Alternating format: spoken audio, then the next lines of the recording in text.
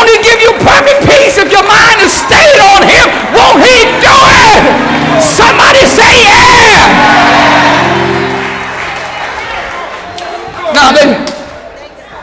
Now they had fished all night long. They fished and they fished.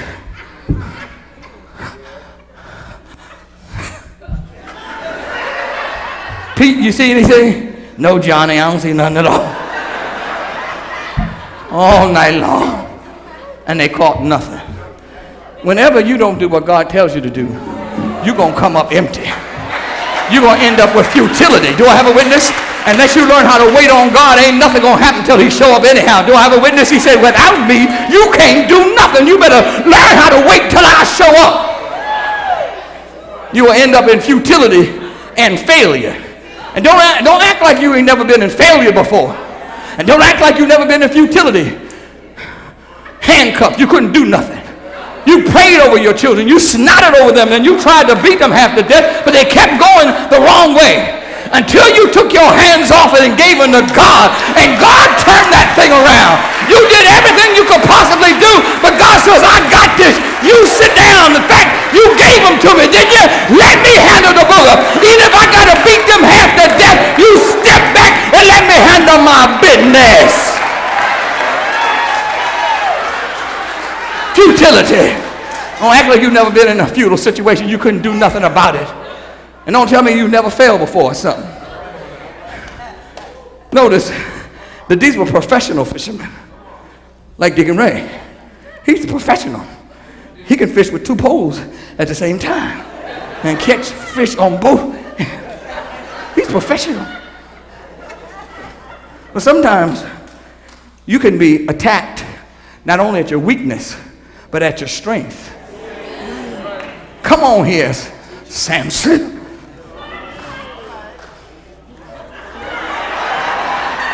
Attacked at his strength. You not only have to pray over your weakness, you got to consecrate your strength. You got to give your strength back to God so he can watch over your strength. Because the devil will not only attack your weakness, he will surprise you and attack you where you think you're strong. Come on, Judas. Judas was he got accounting skills. We have about 250 denarii in the bag, Jesus. And look at this woman. She's breaking all this oil. We could have sold that and helped the poor. I could put more in this bag for me to steal. And don't tell me that sometimes you can fail in your strengths. I seen you. You're a wonderful singer. And you want everybody to know you're a wonderful singer. Now you want to take center stage, and instead of doing this, you want everybody to look at you. I know I can sing. I seen you. Act like you on a Apollo stage. I seen you waiting for applause. And you know what happens? So many times I want to say, psych! Ain't nobody applauding for you. Get off the stage. They wait for the applause. They say something and you don't say nothing back, and they wait for applause. Get off the stage. Get that man who that comes have him dance him all off the stage.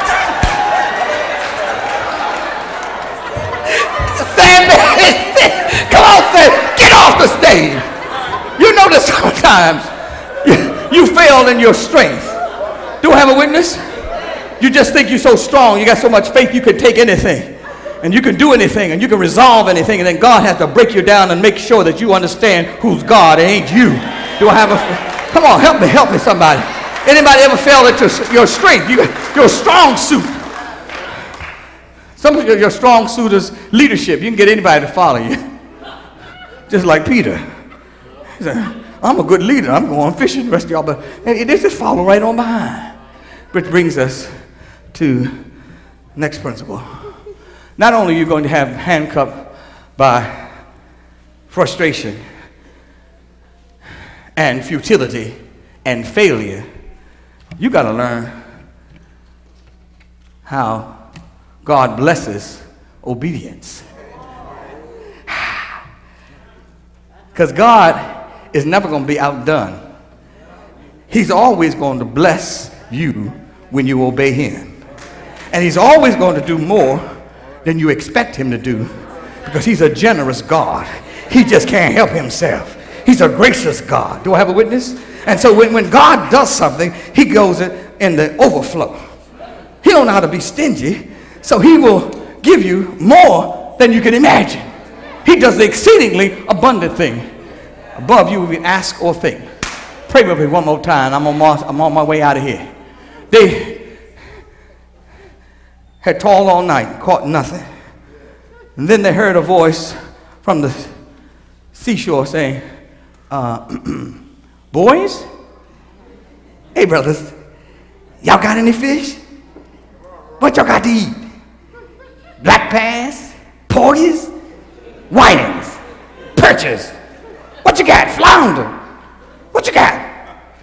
And you know, sometimes you got a whole lot of mouth.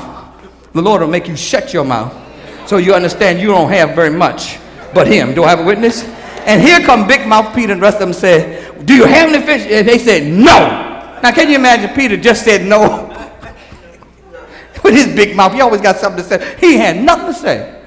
Sometimes God will make you to the point that you don't have nothing to say.